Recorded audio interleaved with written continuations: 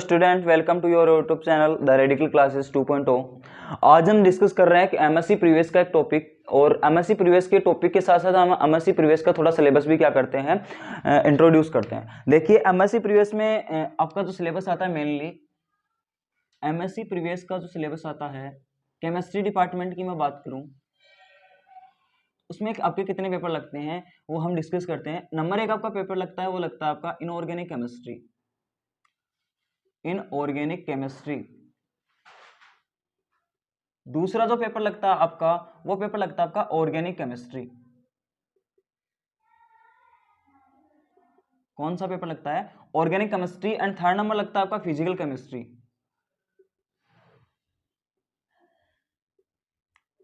ठीक है। 4 number paper आपका लगता है स्पेक्ट्रोस्कोपी। और 5 नंबर जो पेपर लगता है वो लगता है आपका ग्रीन केमिस्ट्री। और जो लास्ट 6 नंबर पेपर लगता है वो आपका लगता है एनालिटिकल केमिस्ट्री।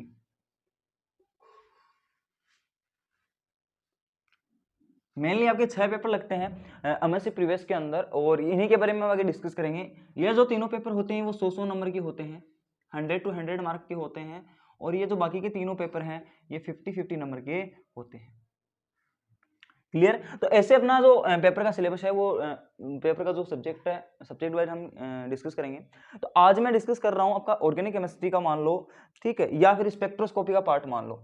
अगर आप किसकी सीएसआर नेट की तैयारी कर रहे हैं तो उसमें आपको ऑर्गेनिक केमिस्ट्री का एक पोर्शन मिलेगा। और अगर बात करूं मैं एमएससी प्रीवियस की, तो आपको इसमें स्पेक्ट्रोस्कोपी में आपको ये टॉपिक मिलेगा, जिसका नाम है इसका स्क्रीनशॉट ले लीजिए जल्दी। तो हम पहले स्टार्ट कर रहे हैं 4th नंबर पेपर अपना स्पेक्ट्रोस्कोपी। और सीआईएसआर नेट के अकॉर्डिंग हमारा सिलेबस कौन सा हो जाएगा? ऑर्गेनिक केमिस्ट्री का एक टॉपिक हो जाएगा। तो मैं स्टार्ट कर रहा हूं एमएससी प्रीवियस की क्लासेस के अंदर स्पेक्ट्रोस्कोपी। और स्पेक्ट्रोस्कोपी में पहला टॉपिक आपका NMR spectroscopy, proton NMR spectroscopy. अब देखो, स्पेक्ट्रोस्कोपी क्या होती है और प्रोटॉन एनएमआर स्पेक्ट्रोस्कोपी क्या होती है, सारी चीजों के बारे में हम डिस्कस करते हैं। तो पहला अपना जो यूनिट है, पहली यूनिट नहीं है वैसे, ये यूनिट वाइज चलेंगे हम। यूनिट नंबर है आपकी, जिसका नाम है द एनएमआर स्पेक्ट्रोस्कोपी। अब जिस भी यूनिवर्सिटी के अंदर जो यूनिट है वो आप अपने हिसाब से देख लेंगे, मैं टॉपिक वाइज चल रहा हूं। एनएमआर स्पेक्ट्रोस्कोपी, और इसकी फुल फॉर्म होती है, वो होती है न्यूक्लियर मैग्नेटिक रेजोनेंस। इस एनएमआर की जो फुल फॉर्म होती है, न्यूक्लियर मैग्नेटिक रेजोनेंस स्पेक्ट्रोस्कोपी। ठीक है। तो न्यूक्लियर मैग्नेटिक रेजोनेंस स्पेक्ट्रोस्कोपी इसका क्या है, फुल फॉर्म है। और इसके बारे में हम देखो क्या पढ़ते हैं। सबसे पहले हम पढ़ेंगे एक न्यूक्लियस होगा। न्यूक्लियर का मतलब हो गया, क्या होगा? न्यूक्लियस होगा, कोई भी क्या होगा? न्यूक्लियस होगा। और मैग्नेटिक का मतलब क्या होगा? वहां पे मैग्नेटिक फील्ड होगा। क्या होगा? वहां पे कोई ना कोई मैग्नेटिक फील्ड होगा।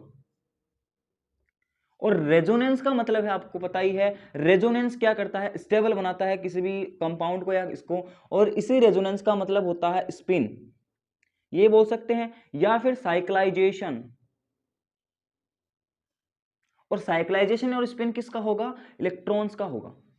ठीक है। तो न्यूक्लियस, मैग्नेटिक, रेजोनेंस, तीनों का वर्ड का समझ में आ गया होगा। स्पेक्ट्रोस्कोपी का मतलब क्या होता है वह भी हम डिस्कस कर लेते हैं। लेकिन आप एक बार इतनी चीज समझिए कि कोई न्यूक्लियस होगा, क्या होगा?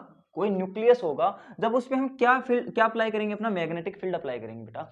जब हम किसी न्यूक्लियस के ऊपर मैग्नेटिक फील्ड अप्लाई करते हैं तो उसके अंदर क्या होता है? इलेक्ट्रॉनों का स्पिन होता है। वहां पे क्या होता है? साइक्लाइजेशन होता है। और साइक्लाइजेशन से हमें क्या मिलती हैं? कुछ रेडिएशंस क्या मिलती हैं?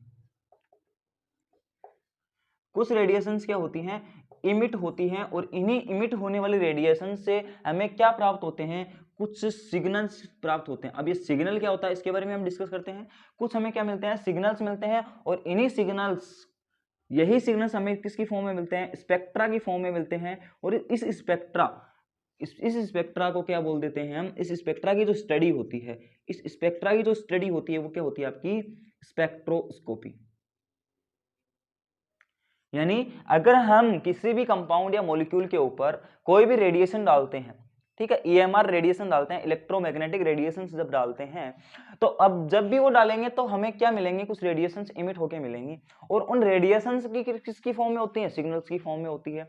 और उस सिग्नल से हमें क्या मिलता है, वो स्पेक्ट्रा मिलता है, और इस स्पेक्ट्रा की स्टडी क्या कहलाती है, स्पेक्ट्रोस्कोपी कहलाती है। इतनी बात आपको समझ में आ गई होगी आई थिंक। अब देखो वो स्पेक्ट्रोस्कोपी कब प्राप्त हो रही है, जब हम क्या डाल रहे हैं उस पर, मैग्नेटिक फील्ड डाल रहे हैं, और मैग्नेटिक फील्ड अगर किसी न्यूक्लियस पे डाल रहे हैं तो उसकी वजह से हमें जो रेडिएशंस मिलती हैं उसको बोलते हैं हम क्या, एनएमआर स्पेक्ट्रोस्कोपी। इतनी बात समझ में आई कि जब हम किसी फील्ड के ऊपर क्या करेंगे, मैग्नेटिक फील्ड अप्लाई करेंगे, किसी न्यूक्लियस या कंपाउंड के ऊपर क्या करेंगे, हम मैग्नेटिक फील्ड अप्लाई करेंगे, तो उसकी वजह से हमें जो सिग्नल प्राप्त होते हैं उनकी स्पेक्ट्रा को अगर स्टडी करना है तो वो स्टडी क्या कहलाएगी, आपकी एनएमआर स्पेक्ट्रोस्कोपी कहलाएगी। Is that clear. अब देखो कुछ कंपाउंड्स होते हैं वो क्या होते हैं, न्यूक्लियर क्या होते हैं। अब देखो ये रेडिएशंस कैसे प्राप्त होती है, मैं एक बार मैं यहाँ पे डिस्कस करके दे देता हूँ। मान लो ये कोई इलेक्ट्रॉन है या फिर कोई भी कंपाउंड है, यहाँ पे है, ठीक, यहाँ पे अपनी कौन सी स्टेट में है, ग्राउंड स्टेट में। कौन सी स्टेट में बेटा, ग्राउंड स्टेट के अंदर है, ठीक है। अब जैसे मैं इस पे कोई ना कोई रेडिएशंस डालूंगा, क्या डालूंगा, कोई ना कोई रेडिएशंस डालूंगा, और इसके लिए मैग्नेटिक फील्ड जनरेट करने के लिए कौन सी रेडिएशन एक्टिव होती है, उस रेडिएशन का नाम होता है रेडियो एक्टिव या फिर रेडियो वेव रेडिएशन। कौन सी होती है, रेडियो एक्टिव या रेडियो वेव रेडिएशंस होती है।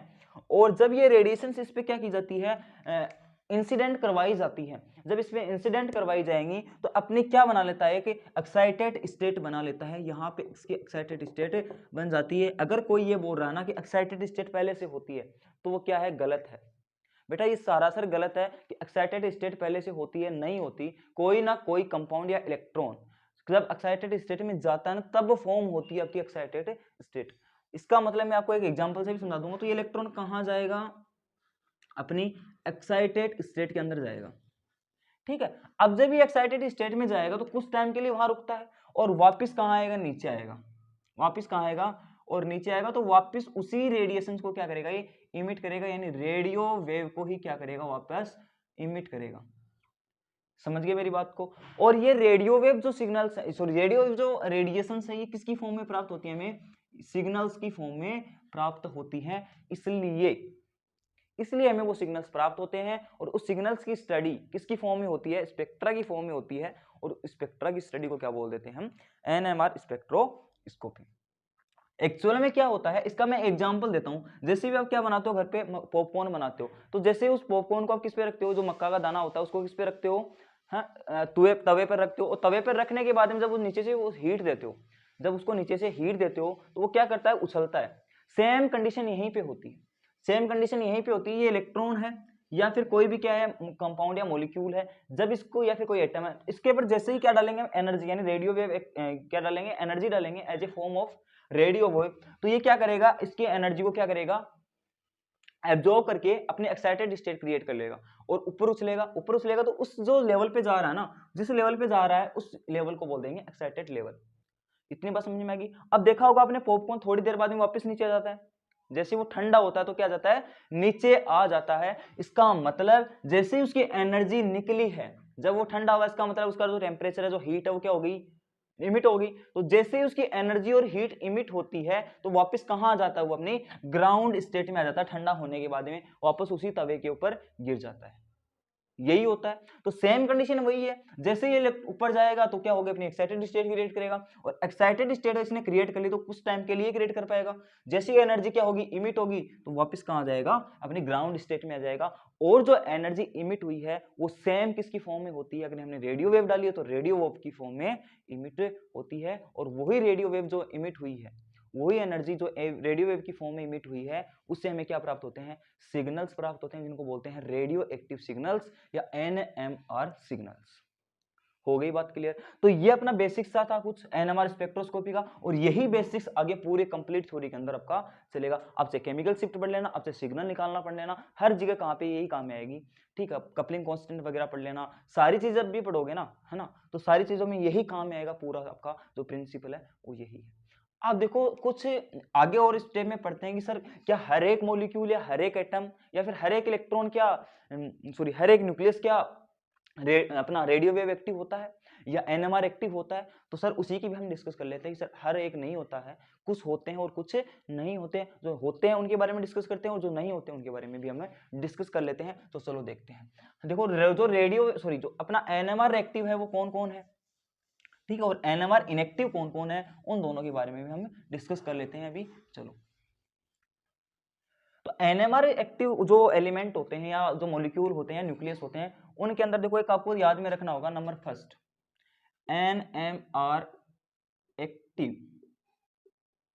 NMR एक्टिव का मतलब होता है कि ऐसा मॉलिक्यूल, ऐसा एलिमेंट जो क्या करता है, न्यूक्लियर मैग्नेटिक रेजोनेंस को शो करता है। यानी कि जैसे हम उस मॉलिक्यूल या एटम पे ऊपर क्या डालते हैं, रेडियो वेव डालते हैं, तो उसका मैग्नेटिक रेजोनेंस होना चाहिए और हमें क्या प्राप्त होनी चाहिए, रेडियो वेव या NMR सिग्नल प्राप्त होने चाहिए।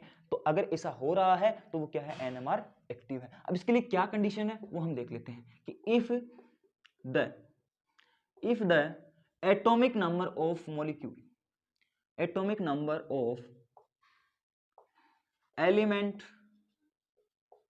atomic number of element is odd and, ठीक, atomic number is of element is odd and atomic mass of number first point है, atomic mass is even। अगर एटॉमिक मास क्या है, odd है, सॉरी इवन है, और एटॉमिक नंबर क्या है, ओड है, इसका मतलब वो क्या होगा, जाहिर सी बात है क्या होगा, वो NMR एक्टिव होगा। ठीक है, उसके लिए जो I का वैल्यू है वो 0 नहीं होगा। सर I क्या है, I बेटा होता है आपकी स्पिन मल्टीप्लिसिटी। क्या होता है, स्पिन मल्टीप्लिसिटी। अब ये क्या होती है सर, ये भी बता देते हैं। स्पिन मल्टीप्लिसिटी होती है कि उसके अंदर कुछ ना कुछ स्पिन है। जैसे कि मैं मान लूं कोई भी क्या है एग्जांपल, जैसे अपना ओड नंबर लेना है और इवन नंबर लेना है। देखो जैसे 7 and 14 हो गया, इसके अंदर एटॉमिक जो मास है वो कितना है, 14 है, जो क्या है, इवन है, और जो एटॉमिक नंबर है वो कितना है, 7, इसका मतलब वो क्या है, ओड है। तो इसमें क्या होता है, स्पिन मल्टीप्लिसिटी कुछ ना कुछ होती है, इसलिए क्या होता है, इसमें I की वैल्यू क्या नहीं होती, 0 नहीं होती, इसलिए इसकी क्या होगी, कुछ ना कुछ स्पिन मल्टीप्लिसिटी होगी। और उसी की वजह से ये क्या दिखाता है, अपना NMR एक्टिवेशन दिखाता है। ठीक, दूसरा और देखते हैं। दूसरा होता है कि अगर इफ द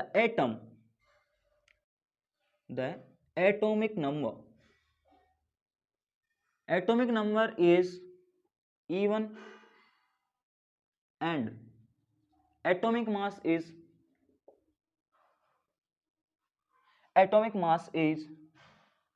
odd। ऐसा भी हो सकता है कि एटॉमिक मास क्या हो आपका, एटॉमिक नंबर इवन हो और एटॉमिक मास क्या हो। जैसे एग्जांपल देता हूं मैं, जैसे हो गया 2,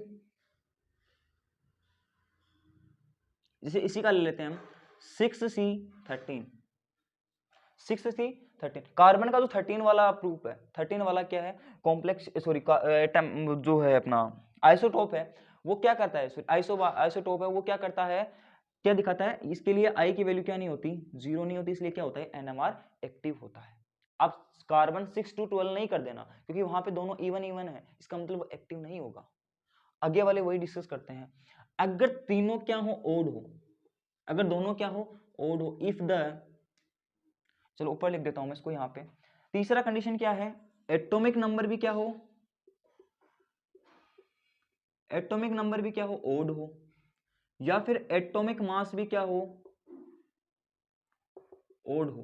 तो ऐसी कंडीशन में भी I की वैल्यू 0 नहीं होगी, और I की वैल्यू 0 नहीं होगी तो वहां पे क्या होगा, अपना जो जैसे अपना इसका एग्जांपल है क्लोरीन वाला 1735 होता है, दोनों ओड ओड हैं, इसका मतलब भी क्या होगा, NMR एक्टिव होगा। Is that clear. चलो अगली वाली कंडीशन, ये तो होगा अपना NMR एक्टिव का। NMR एक्टिव वाली कंडीशन हो गई कि किस कंडीशन में कोई मॉलिक्यूल या एलिमेंट क्या होगा, NMR एक्टिव होगा। अब बोलो सर हमें ये भी बताओ कि NMR इनएक्टिव कब होता है। NMR इनएक्टिव की अगर मैं बात करूं कि NMR इनएक्टिव हमें देखना है, इसका स्क्रीनशॉट ले ले जल्दी से। NMR जो इनएक्टिव होता है, NMR इनएक्टिव कब होगा, NMR इनएक्टिव जब होगा जब I की वैल्यू 0 हो जाएगी। अगर उसकी स्पिन मल्टीप्लिसिटी है वो क्या हो जाएगी, 0 हो जाएगी, या फिर एंगुलर मोमेंटम है वो 0 हो जाएगा, तो वो क्या हो जाएगी। अब सर ये स्पिन मल्टीप्लिसिटी ये कहां से पढ़ रहा है, आगे हम अगले वाले पॉइंट के अंदर इसको डिस्कस कर लेंगे। एनएमआर इनएक्टिव, एनएमआर इनएक्टिव कब होगा, जब, दूसरा पॉइंट, एनएमआर इनएक्टिव कब होगा, if atomic number equal atomic mass equal even.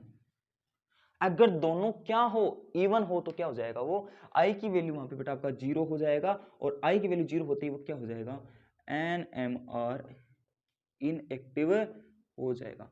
आप देखो, जैसे कोई इलेक्ट्रॉन है किसी मॉलिक्यूल के अंदर, इलेक्ट्रॉन ऐसे स्पिन करता है, ऐसे स्पिन करेगा, लेकिन आई इक्वल 0 के अंदर स्पिन कैसी होती है, सॉरी ऐसे स्पिन होता है, और ये होता है आपका एनएमआर इनएक्टिव,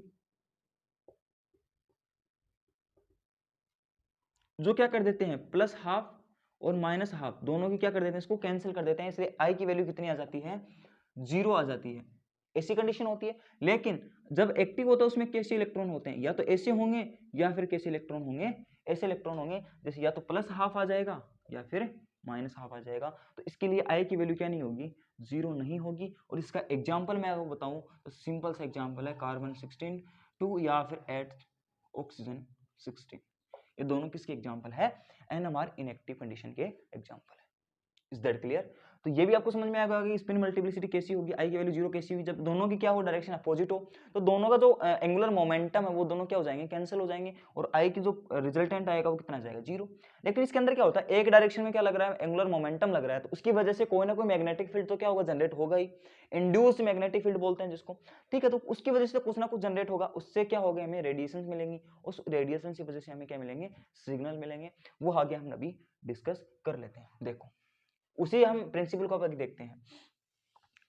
देखो ये कैसे ये काम करता है, और कैसे आई की वैल्यू हमें 0 प्राप्त होती है, और कैसे हमको आई की वैल्यू 0 प्राप्त नहीं होती। देखो मान लीजिए क्या है, मैं इसका एक बेस्ट एग्जांपल ले रहा हूं 1H1, क्या ले रहा हूं, 1H1 यानी प्रोटॉन। क्या होता है, ये प्रोटॉन होता है।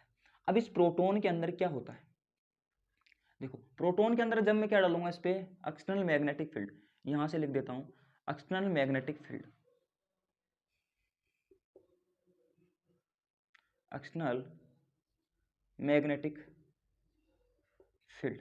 जब मैं इस पे एक्सटर्नल मैग्नेटिक फील्ड डाल रहा हूं, सॉरी, तो क्या होगा, ये किस में जाएगा, या तो किसकी डायरेक्शन में होगा, इसकी डायरेक्शन में होगा, ठीक है, या फिर क्या हो सकता है, ये इसकी अपोजिट डायरेक्शन में होगा। अब सर ये क्या बना रहे हो आप, देखो जैसे मैं इस पे डालूंगा तो ये कहीं ना कहीं तो रेडिएशन जाएंगे इसके, यानी कहीं ना कहीं तो एक्साइटेड स्टेट पे जाएगा ये, और जैसे एक्साइटेड स्टेट पे जाता है तो इसके जो स्पिन होते हैं इसमें क्या हो जाता है, जैसे मान लो ये क्या आपका प्रोटॉन है, और इसमें क्या डाला मैंने, रेडिएशन डाला, इसकी खुद से क्या कर रहा है, खुद में तो मोमेंट कर रहा है, यानी एक्सियल मोशन भी कर रहा है, रोटेशनल मोशन भी कर रहा है। एक्सियल और रोटेशनल दोनों मोशन की वजह से इसमें क्या हो जाता है, एक अलग से मैग्नेटिक फील्ड जनरेट हो जाता है, जिसको बोलते हैं हम इंड्यूस्ड मैग्नेटिक फील्ड। क्या बोलते हैं, इंड्यूस मैग्नेटिक फील्ड। कब जनरेट हुआ, जब इसके अंदर क्या होता है, इंड्यूस मैग्नेटिक फील्ड कब जनरेट होता है, जब हम क्या डालते हैं, due to spin of electron, due to spin of electron, spin की वजह से क्या उसमें क्या जनरेट हो जाता है, मैग्नेटिक फील्ड जनरेट हो जाता है। और ये इसकी डायरेक्शन या तो अपवर्ड हो सकती है या फिर डाउनवर्ड हो सकती है, यानी या तो इसको क्या कर रहा हो, ये अपोज कर रहा हो, या नीचे वाले डायरेक्शन हो गया, ये इसकी डायरेक्शन कैसी है, एक्सटर्नल मैग्नेटिक सीधी, और इसकी क्या है अपोज, और ये क्या है इसके, तो इसी को बोलते हैं क्या, ये दो कंडीशन इसमें बनती हैं, ये हो गया और एक ये हो गया। Is that clear? हाँ, तो ये सारी चीजें आपको डिस्कस करनी है कि ऐसे क्या होता है, इसमें मैग्नेटिक फील्ड जनरेट होता है, और इसी बेसिक कंसेप्ट से हम लेंगे शील्डिंग, और इसी बेसिक क्या लेंगे हम आगे वाला topic, shielding and D shielding. ठीक है, अब ये शील्डिंग और डी शील्डिंग क्या होता है, प्रोटॉन कितने प्रकार के होते हैं, ये सारे डिस्कशन हम अगले वाले टॉपिक के अंदर करते हैं। तब तक के लिए धन्यवाद।